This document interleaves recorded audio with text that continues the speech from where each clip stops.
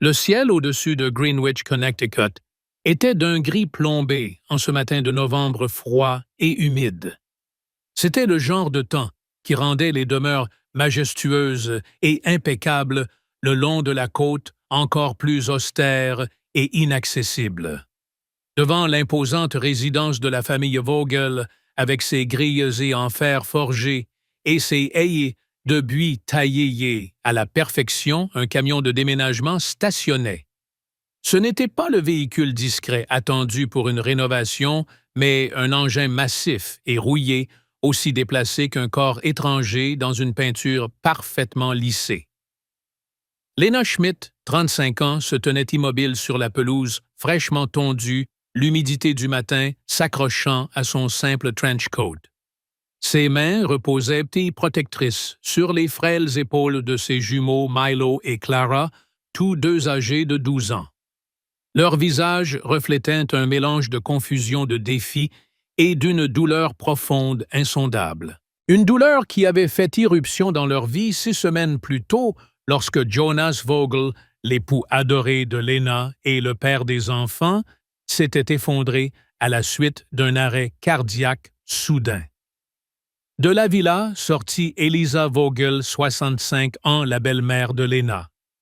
Elle portait un pull à col roulé en cachemire bleu marine et une veste matelassée parfaitement ajustée des vêtements qui, même par ce temps, valaient des centaines de dollars. Son visage était un masque de détermination froide.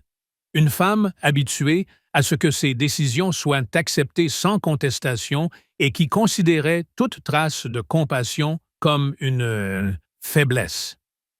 C'est réglé. Lena, dit Elisa, sa voix sèche et tranchante comme de la glace qui se brise, mais portée avec précision à travers l'allée de gravier. Les derniers cartons sont chargés. J'ai veillé à ce que les objets précieux de Jonas, ses tableaux, ses éditions rares, soient conservés dans la chambre forte. Ils y seront plus en sécurité jusqu'à ce que les choses soient réglées. Lena ferma les yeux un instant, un moment douloureux. Les 6 dernières semaines, depuis les funérailles de Jonas, avaient été une guerre silencieuse. Un combat inégal, où le chagrin se heurtait à une arrogance implacable. Ce n'étaient pas seulement les cartons qui quittaient la maison aujourd'hui, c'était le fondement de leur vie commune. Par « régler », vous voulez dire « jusqu'à ce que vous ne supportiez plus ma présence ici, Elisa ». La voix de Lena était grave et ferme, mais sa gorge se nouait sous la tension. « C'est hors de propos, Lena. » Il ne s'agit pas de sensibilités émotionnelles, corrigea Elisa froidement, savourant chaque centimètre de la distance qui les séparait. Il s'agit de logique. Cette maison appartient au Vogel Family Trust. Jonas en était un bénéficiaire, mais il l'a, disons, ouverte à vous et à votre mode de vie. Avec sa mort, les conditions originelles du trust reprennent effet. Et ces conditions ne prévoient pas. Eh bien, une infirmière pour diriger le foyer. Le mot infirmière resta suspendu dans l'air, une pique parfaitement placée. Lena avait été fière de son travail aux urgences avant la naissance des jumeaux, lorsque Jonas l'avait convaincue de se consacrer à l'histoire de l'art et à l'éducation des enfants. Pour Elisa, cependant, ce n'était qu'un synonyme de manque de prestige et de classe sociale inférieure. Milo et Clara resteront ici, bien sûr, poursuivit Elisa, et cette phrase frappa Lena plus durement qu'un coup. Gerard et moi sommes leurs grands-parents. Nous pouvons leur offrir la continuité, l'éducation et la position sociale qu'ils méritent en tant que Vogel. Vous pouvez régler votre situation, Lena. Trouvez un petit appartement, reprenez un emploi dans un hôpital public. Ensuite, nous discuterons des horaires de visite. Milo, dont les pommettes et les yeux verts, rappelait étrangement son père, se dégagea de l'étreinte de Lena. Il s'avança, sa mâchoire crispée. « Nous ne voulons pas rester avec vous, grande-mère, dit-il. » Sa voix tremblait légèrement, mais sa détermination était claire. « Notre maison, c'est celle-là, où est ses mamans? »« Milo, mon chéri, ne sois pas ridicule, » sourit Eliza, un sourire qui n'atteignait pas ses yeux et révélait la froideur en dessous. « Ici, il y a la Westminster Academy, le club d'équitation et les vacances. Aspen qui t'attendent, et ta mère ne peut pas t'offrir cela. Elle n'en a pas les moyens. C'est ce que ton père aurait voulu pour toi, le meilleur. » Clara, toujours la plus réservée et pensive des jumeaux, enfouit son visage dans la hanche de Lena. Elle serrait contre elle un carnet vert foncé usé, le carnet de croquis de Jonas qu'il emportait partout. « Non, dit Lena, sa voix désormais affermie comme de l'acier trempé dans l'eau froide. « Don Fruit, ce n'est pas négociable. Nous restons ensemble. Nous sommes leur famille. Je suis leur mère. » « Nos avocats pourraient prévoir les choses différemment, répondit Eliza d'une voix dangereusement douce. Et il s'agit de l'avenir des petits-enfants.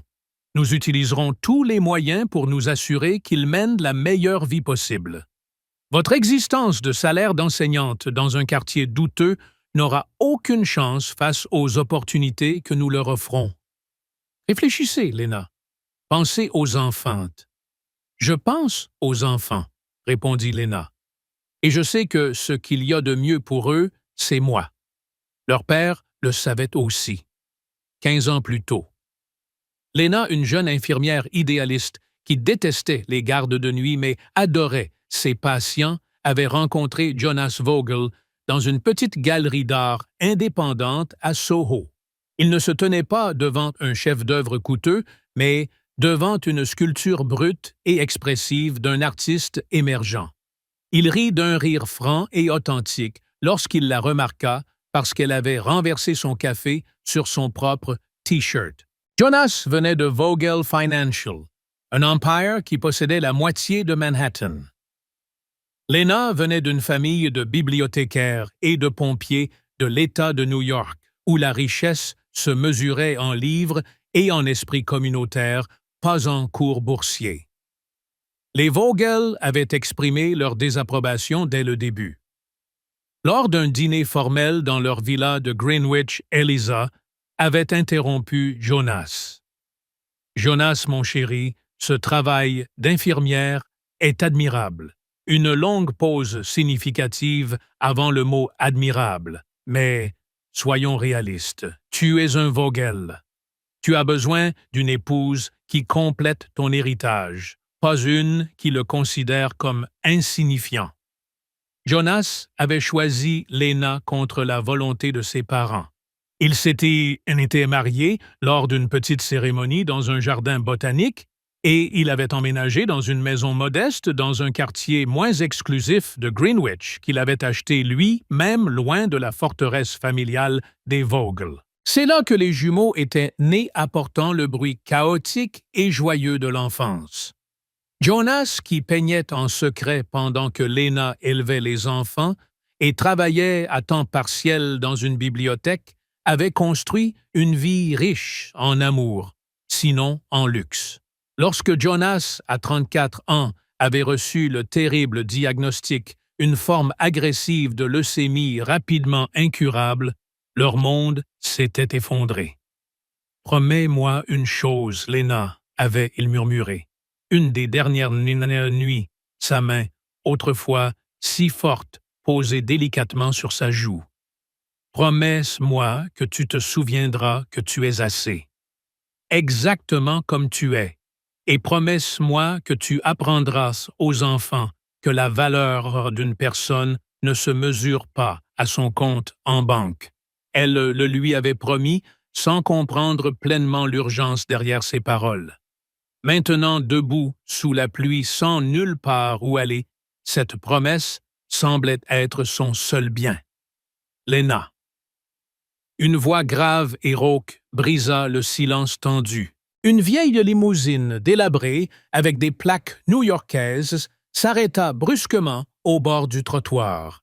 Une femme, dans la fin de la cinquantaine, avec une queue de cheval grise pratique et une veste coupe-vent enfilée négligemment, en descendit. C'était le Dr. Ingrid Hauser, l'ancienne professeure d'histoire de l'art de Lena, et sa mentor à l'université Columbia, la seule personne à part Jonas qui avait vraiment cru que Lena avait sa place dans les cercles académiques dominés par les pedigrees, toujours un timing parfait. Ingrid dit Lena submergée par des vagues de soulagement. Ingrid ignora totalement Eliza. Elle se dirigea directement vers Lena. Le camion de déménagement suit mes instructions. J'ai tout arrangé. New York t'attend. Lena hocha la tête. Merci. Alors qu'il se dirigeait vers la voiture, Lena vit Milo se faufiler une dernière fois vers la porte d'entrée. Il revint quelques secondes plus tard, le carnet de Jonas sous le bras. Son livre de cuisine, murmura Milo. Je ne pouvais pas le laisser là. Dans la limousine qui filait rapidement vers l'Interstate 95, Ingrid tendit à Lena une petite enveloppe. À l'intérieur se trouvaient une clé et une adresse dans le quartier d'Astoria à Queens. Jonas est venu me voir il y a 4 mois, expliqua Ingrid, naviguant prudemment dans la circulation. Il m'a demandé de te donner ceci si certaines circonstances survenaient. Il était, disons, prévoyant. La voix de Lena se brisa. Il savait que ça arriverait.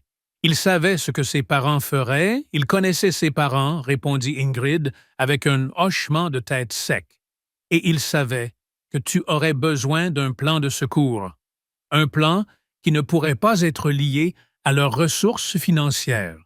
Clara, qui était restée silencieuse depuis leur départ de la villa, parla soudain. « Est-ce que papa a dû nous quitter parce que j'ai fait quelque chose de mal? » Lena serra sa fille contre elle, respirant l'odeur de shampoing à la fraise et d'enfance. « Non, ma chérie. Ton père nous aimait plus que tout au monde. Parfois les gens qu'on aime doivent partir, même s'ils veulent y rester. » Alors que la voiture serpentait à travers le paysage de béton vers un avenir incertain, Lena se demanda si elle avait encore assez de force pour repartir de zéro. Jonas avait cru qu'elle le pouvait. Elle devait lui faire confiance une dernière fois. L'adresse indiquée à Astoria, Queens, les mena à une maison mitoyenne étroite. La façade était défraîchie, la véranda penchait et les fenêtres semblaient avoir vu des décennies de changement. Ce n'était pas délabré, mais il était évident que la maison n'avait pas été aimée depuis des années. « Elle a une bonne structure, » dit Ingrid, avec optimisme, utilisant sa canne pour écarter les mauvaises herbes poussant à travers les fissures du trottoir. À l'intérieur des particules de poussière dansaient dans la lumière de l'après-midi, filtrées par les fenêtres sales. Les pièces étaient vides, à l'exception de quelques meubles de base des lits, une table des chaises qu'Ingrid avait fait livrer. « Ce n'est pas grand-chose, » admit Lena, observant ses enfants, explorer les planchers grinçants et le papier peint qui se décollait. « C'est à nous, » dit Milo, avec le pragmatisme d'un enfant qui avait déjà appris que la vie pouvait changer en un instant. « On peut le réparer. Cette nuit-là, après que les jumeaux se furent endormis dans des lits, aux draps neufs, qui ne pouvaient n'être masquer l'âge des matelas dessous, Lena s'assit seule dans la cuisine.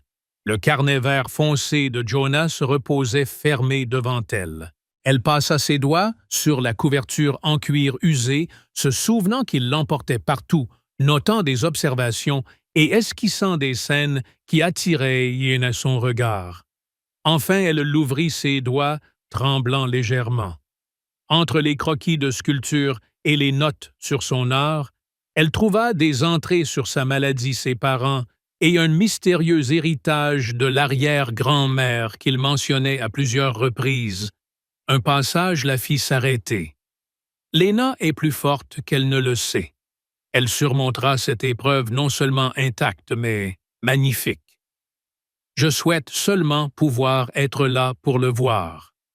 L'héritage du Lindenbaum sera à elle une fois qu'elle se sera libérée. Quelle épreuve avait-il anticipée et que voulait-il dire par l'héritage? Un coup à la porte interrompit ses pensées.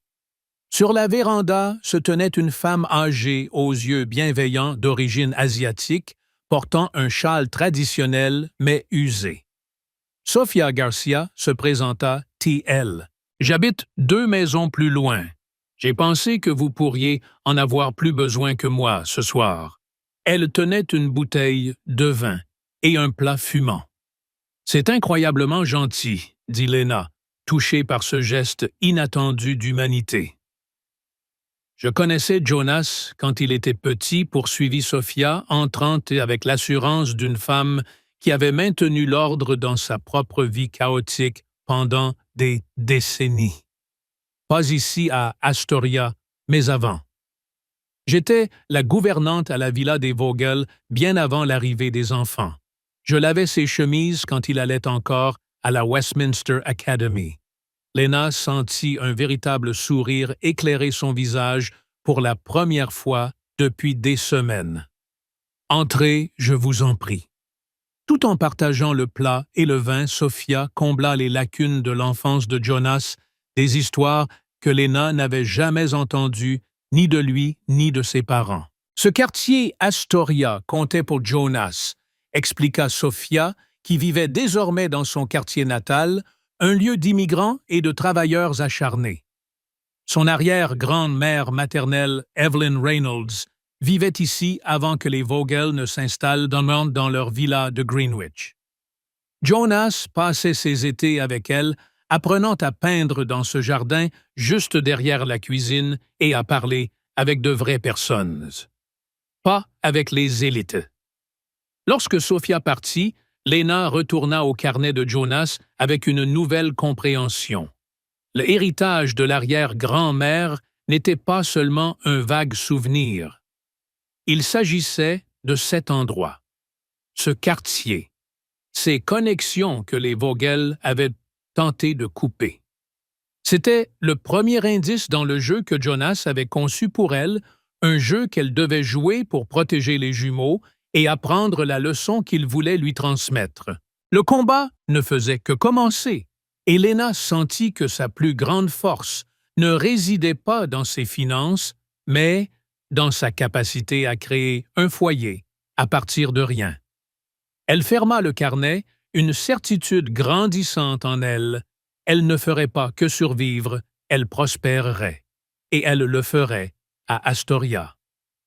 3 mois plus tard, Lena Schmidt avait appris que la pauvreté était moins une question de manque d'argent qu'un calcul mental constant pour survivre.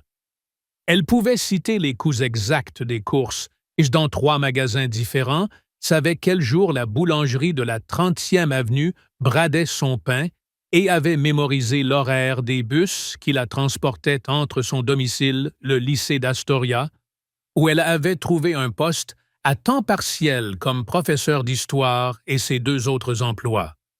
Les matins commençaient à 5h30 avec la préparation de ses cours enseignant l'art de la Renaissance et l'histoire moderne à des élèves enthousiastes mais souvent surmenés. Les après-midi, on la trouvait au Costas Coffee World, un café de longue date au cœur du quartier tenu par un immigrant grec bienveillant. Les soirs, elle enseignait le latin via Skype à de riches étudiants de l'Upper East Side assises à une table qui coûtait moins cher que l'étui de l'iPhone de ses élèves. Milo et Clara s'adaptaient avec la résilience que les enfants possèdent, mais ne devraient jamais avoir à utiliser. Ils fréquentaient l'école élémentaire PS17 d'Astoria, une école au manuel dépassé, mais avec des enseignants dévoués et une population parlant des dizaines de langues. Milo, toujours le plus pragmatique des jumeaux, s'était autoproclamé l'homme de la maison. Il réparait les robinets qui fuyaient avec des tutoriels. YouTube aidait Lena à peindre la véranda grinçante et surprenait sa mère en remettant en marche la cafetière rouillée avec une précision étonnante héritée de son père. Il trouva rapidement un mentor en Costas, qui l'autorisait à aider en cuisine après l'école. Il a l'œil pour les ingrédients. Lena remarqua Costas un soir, observant Milo préparer un avocado toast avec une concentration intense. Il sait quand une tomate est parfaite. C'est rare. Il devrait devenir chef. Clara, quant à elle, se réfugiait dans son art. Son père lui avait légué son carnet vert foncé. Désormais, elle remplissait ses propres carnets de croquis et de photos, révélant un talent surprenant. Elle photographiait les rues animées d'Astoria, les graffitis colorés, les vieilles dames négociant en grec, les visages souriants des enfants jouant dans le parc. Clara trouva sa mentor en Sofia Garcia, la voisine de Lena. Sofia, dont les propres enfants étaient adultes et dispersés à travers les États-Unis, avait un petit studio photo improvisé dans son jardin où elle réalisait des portraits pour la communauté. Elle prit Clara sous son aile, lui apprenant à utiliser la lumière et l'ombre pour créer de la profondeur non seulement dans une image, mais dans une histoire.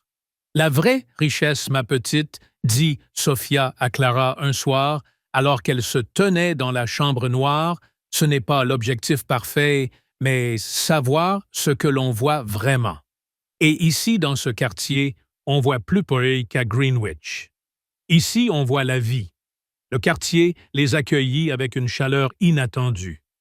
Diego Rodriguez, un entrepreneur en bâtiment vivant 2 maisons plus loin dont la famille venait d'Équateur, arriva un samedi avec ses outils et son fils adolescent, Miguel. Ils réparèrent les marches pourries de la véranda et isolèrent les cadres de fenêtres pour l'hiver à venir. « On ne tient pas de compte professeur, dit Diego, lorsque Lena protesta qu'elle ne pouvait pas le payer. Mon toit a fui pendant 2 hivers avant que je puisse le réparer. Ici, on veille les uns sur les autres. C'est Astoria. Diego avait grandi à Astoria, élevé par des parents immigrés du Mexique, avec rien d'autre que de la détermination. Ce quartier t'apprend ce qu'est la vraie richesse, dit-il à Lena, alors qu'ils peignaient ensemble sa cuisine. Et ce n'est pas le genre de richesse qu'on dépose à la banque. Madame Chen, du magasin de légumes coréens, au coin de la rue, accordait du crédit à Lena lorsque son salaire arrivait en retard. Sofia organisa une journée de reconstruction communautaire avant l'hiver et une douzaine de personnes se présentèrent pour aider à réparer le système de chauffage défectueux. Pour la première fois de sa vie adulte, Lena découvrait la communauté non pas comme un concept abstrait qu'elle enseignait, mais comme une entité vivante respirante qui unissait les gens lorsque tout le reste s'effondrait. Elle n'était pas l'infirmière méprisée par les Vogel. Elle était professeur Schmidt, l'une des leurs, une mère fière à Astoria. Juste au moment où Lena s'était installée dans cette nouvelle routine un mardi soir, alors qu'elle tentait de comprendre les liaisons chimiques complexes des graisses d'avocat dans le livre de cuisine de Milo, le téléphone sonna. Le numéro était inconnu. Fatiguée de filtrer les appels, Lena décrocha. Madame Schmidt. La voix était précise, entraînée. Ici Catherine Weller, avocate chez Vogel & Associés à Greenwich. Je vous appelle au nom de ma cliente, Madame Elisa Vogel. Lena se raidit. Oui, Maître Weller, Madame Vogel estime que la situation actuelle est intenable pour les jumeaux.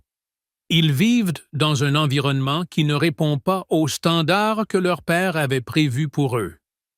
L'absence d'opportunités éducatives et de loisirs adéquats, votre besoin de travailler à plusieurs emplois, tout cela crée une instabilité que le tribunal pourrait considérer comme nuisible au bien-être des enfants.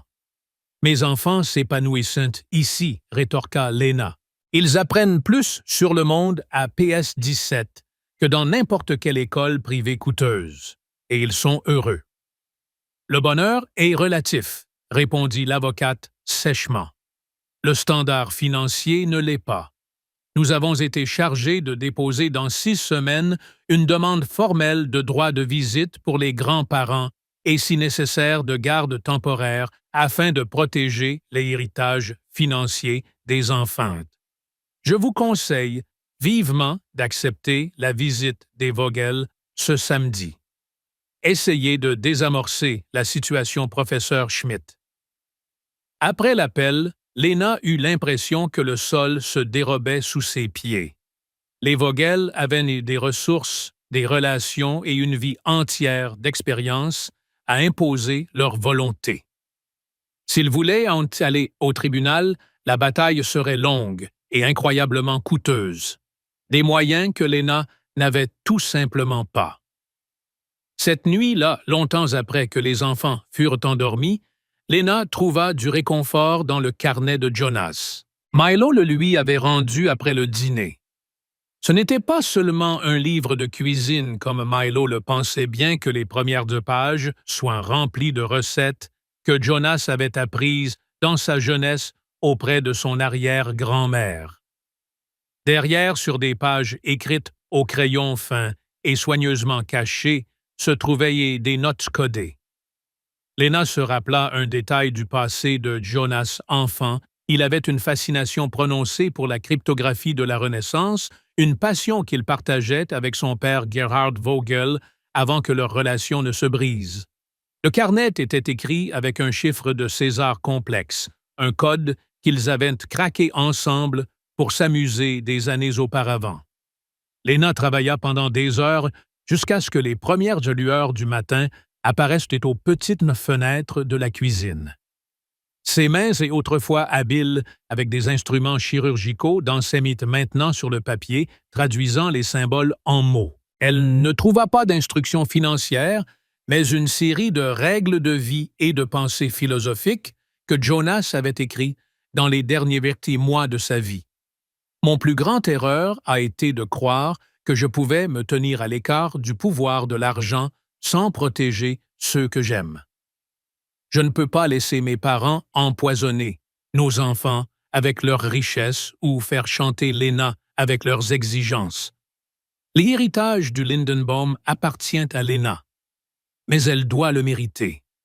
Elle doit prouver qu'elle possède la force et les valeurs qu'elle a trouvées à Astoria. Ce n'est qu'alors qu'elle comprendra le véritable héritage et l'utilisera à bon escient. L'argent seul est sans valeur. Le caractère est tout. Dans exactement 1 an, Matty Adler la contactera. Il saura si elle a passé l'épreuve.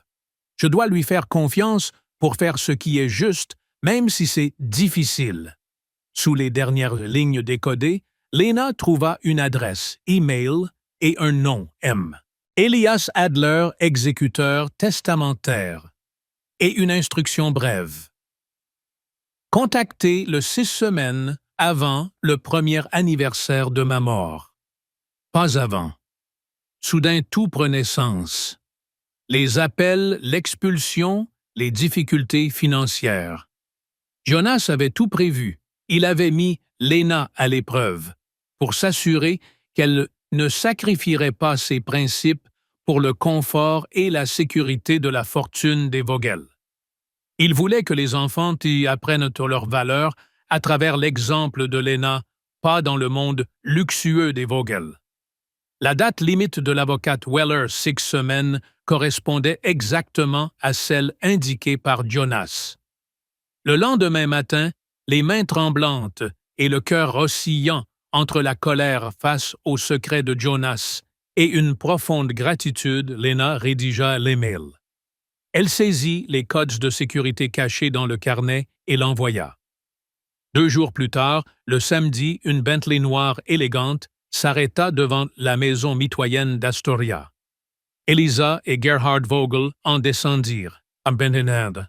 Ils semblaient totalement déplacés dans cette rue modeste, entourée de voisins affairés et d'escaliers de secours bruyants. « Je vois que vous vous êtes installés, dit Elisa, examinant le salon modeste, avec ses murs peints et ses meubles de brocante, les lèvres pincées. « Nous sommes heureux, répondit Lena, la posture ferme. J'ai parlé à la directrice de PS17 dit Eliza, testant un doigt sur une poussière inexistante. Apparemment, Milo et Clara sont assez exceptionnels. Leurs résultats au test sont remarquablement élevés, malgré les limites de l'école. L'école a des enseignants dévoués qui se soucient de leurs élèves, rétorqua Lena. Néanmoins, Gerard et moi pensons que les enfants méritent de meilleures opportunités. La Horizons Academy à Manhattan a accepté de leur offrir des bourses complètes à partir du prochain semestre. Nous couvririons les frais de transport et toutes les activités parascolaires. C'est très généreux, dit Lena prudemment. Mais les enfants sont heureux là où ils sont. Ils se sont fait des amis, un réseau social. La maîtrise d'Eliza vacilla légèrement. Ne soyez pas puéril, Lena. Ces opportunités façonneront leur avenir. Vous ne pouvez pas laisser votre fierté limiter leur potentiel. Avant que Lena ne puisse répondre, la porte d'entrée s'ouvrit et les jumeaux revinrent un d'une sortie chez Costas accompagné de Sophia. Les yeux d'Eliza se plissèrent en voyant ses petits-enfants marcher main dans la main avec la vieille immigrante.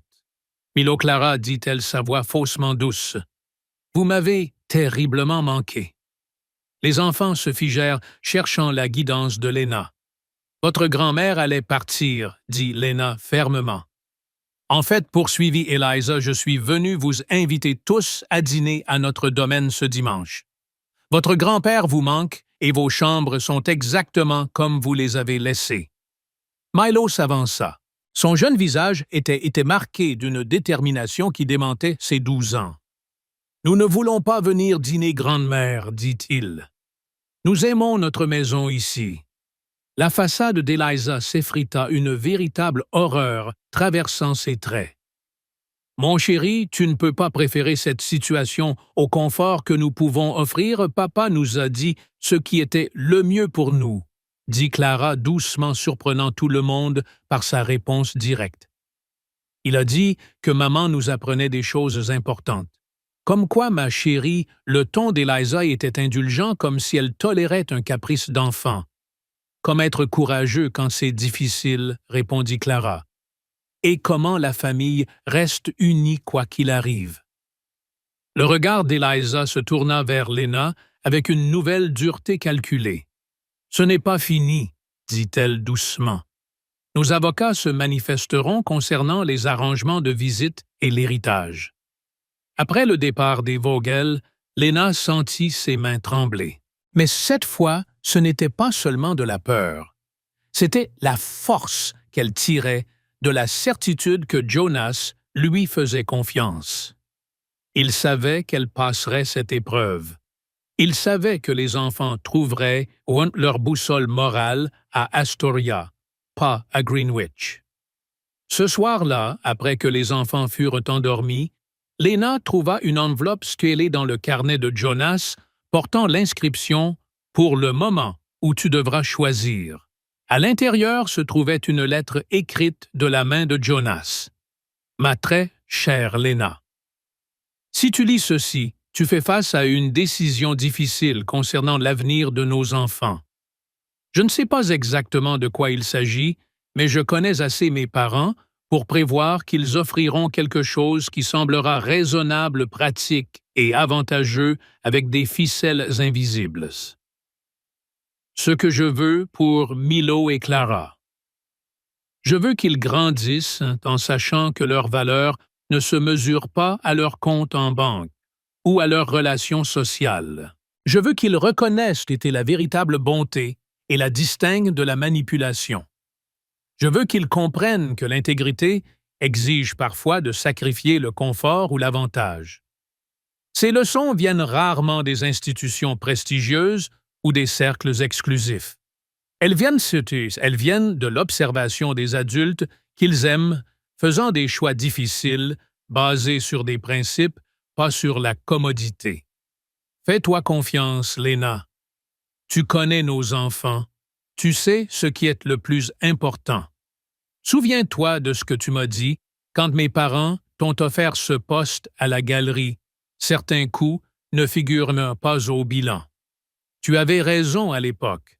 je parie que tu as raison maintenant. Avec tout mon amour, Jonas. Lena plia soigneusement la lettre, sa détermination renforcée. Quoi que les Vogel lui opposent, elle l'affronterait avec la certitude que Jonas faisait confiance à son jugement par-dessus tout. Maintenant qu'elle avait contacté la personne de confiance de Jonas, il ne lui restait plus qu'à attendre la réponse. La révélation de l'héritage du Lindenbaum était imminente. L'appel arriva un mardi, après-midi 6 semaines avant l'anniversaire du décès de Jonas. Elias Adler, avocat chez Adler & Associés, demanda un rendez-vous urgent à Lena Schmidt. Il représentait le Evelyn Reynolds Trust, une fondation créée par l'arrière-grand-mère maternelle de Jonas. Dans une salle de conférence à Midtown Manhattan, Adler révéla une vérité stupéfiante. Jonas était le seul bénéficiaire d'un trust valant près de 200 millions de dollars. « C'est impossible, » dit Lena, abasourdie. « Nous vivions de mes salaires. » Il n'en a jamais parlé. Monsieur Adler expliqua: Jonas a obtenu le contrôle du trust il y a 3 ans. Il a immédiatement créé la Fondation Lindenbaum dans le but de soutenir des causes sociales et l'éducation dans les quartiers mal desservis de New York, en particulier ici à Queens. La plus grande surprise, cependant, était la condition: Jonas avait laissé des instructions précises pour que Lena soit informée de l'existence de la Fondation exactement un an après sa mort, à condition qu'elle rompe tout lien avec l'influence de la famille Vogel et maintienne un foyer indépendant. « Il savait que ça arriverait, » murmura Lena. « Il savait que ses parents essaieraient de récupérer les enfants avec leur richesse. » M. Adler hocha la tête. Jonas avait exclu les Vogel de tout contrôle sur la fortune. Il avait orchestré un test pour s'assurer que Lena et les jumeaux ne sacrifieraient pas leurs principes pour la sécurité financière. Il voulait que les enfants apprennent leurs valeurs à travers l'exemple de Lena. En tant que parent survivant et tutrice, Lena fut nommée principale fiduciaire de la Fondation Lindenbaum. Son rôle était de superviser stratégiquement la mission de la Fondation, promouvoir la communauté et l'éducation dans des quartiers comme Astoria. Ce soir-là, Gerhard Vogel se présenta à la maison de Lena à Astoria. Il était venu discuter du Reynolds Trust et de l'avenir des enfants, ses avocats ayant appris son existence, mais pas les conditions spécifiques de Jonas. Nos avocats ont examiné les documents, dit Gerhard avec raideur. Nous proposons un compromis. Vous conservez la fiducie et les enfants fréquentent la prestigieuse Horizons Academy à Manhattan, financée par la Fondation, mais ils restent avec vous à Astoria. Et si je refuse, demanda Lena. Alors nous nous verrons au tribunal, répondit Gerhard. Nous contesterons la garde pour sécuriser les héritages financiers des enfants. Lena refusa de décider seule de l'avenir des enfants. Elle fit venir Milo et Clara. Au cours de la conversation, la façade d'Eliza s'effondra soudainement. Elle confessa à Lena qu'elle ne savait pas aimer sans contrôler un schéma appris de sa propre mère. Les enfants sont tout ce qui nous reste, de Jonas pleura T.L. Lena vit la femme derrière le masque froid et proposa une voie médiane, la collaboration plutôt que le conflit. 2 semaines plus tard, Lena et les jumeaux assistèrent à la gala caritative annuelle de la Fondation Vogel. Au cours de la soirée, Elisa les conduisit dans la bibliothèque transformée en galerie. Des dizaines d'œuvres de Jonas collectées par les Vogel au fil des années y étaient exposées. Parmi les dernières peintures se trouvait un triptyque intitulé « L'héritage ». Les 3 panneaux représentaient différentes versions d'un foyer, la villa des Vogel, l'ancienne maison de Greenwich, et enfin une scène d'Astoria, avec un jardin communautaire. « Il a vu le foyer que vous créeriez, » murmura Eliza. « Il l'a imaginé avant même qu'il n'existe. » Gerhard et Eliza proposèrent à Lena que la Fondation Vogel crée une bourse au nom de Jonas pour les jeunes artistes défavorisés. Ils demandèrent une subvention correspondante de la Fondation Lindenbaum. Nos deux familles travaillent ensemble pour perpétuer l'héritage de Jonas, dit Eliza. Lena accepta. C'était la véritable victoire, la collaboration, plutôt que le conflit, le respect des valeurs de Jonas. 2 ans plus tard, la famille Schmidt se réunit dans leur maison, transformée d'Astoria, pour une célébration. La cour était remplie d'amis et de voisins, Sofia, Diego M. Costas. Même les Vogel étaient maintenant présents, visiblement forts pour s'intégrer à la communauté. Lena leva son verre, regardant autour d'elle, en particulier Milo et Clara, qui, malgré la fortune, avaient choisi de rester à Astoria. « Jonas nous a laissé le plus extraordinaire des cadeaux, » commença Lena. « Et je ne parle pas d'argent. » Elle porta un toast à la communauté et au véritable héritage. « Jonas nous a appris que la vraie richesse ne s'accumule pas, elle se crée. Quand nous sommes arrivés ici, nous n'avions rien d'autre que l'amour et notre volonté. La fortune du Lindenbaum est un outil, mais la véritable leçon est la suivante. Les enfants doivent apprendre que leur valeur ne dépend pas de leur compte en banque ou de leur statut social, mais de la contribution qu'ils apportent à leur communauté. La leçon pédagogique. Le plus grand héritage que nous pouvons laisser à nos enfants n'est pas matériel.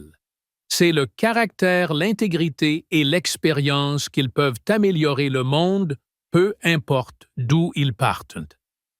Ici, à Astoria, nous avons appris que la véritable force réside dans la résilience, la connexion et la compassion. Lena conclut par un toast à Jonas et à la continuation de son héritage, une vie pleine de sens et de compassion. Elle avait passé l'épreuve non par la richesse, mais par sa détermination inébranlable à vivre les valeurs qui comptaient le plus pour Jonas.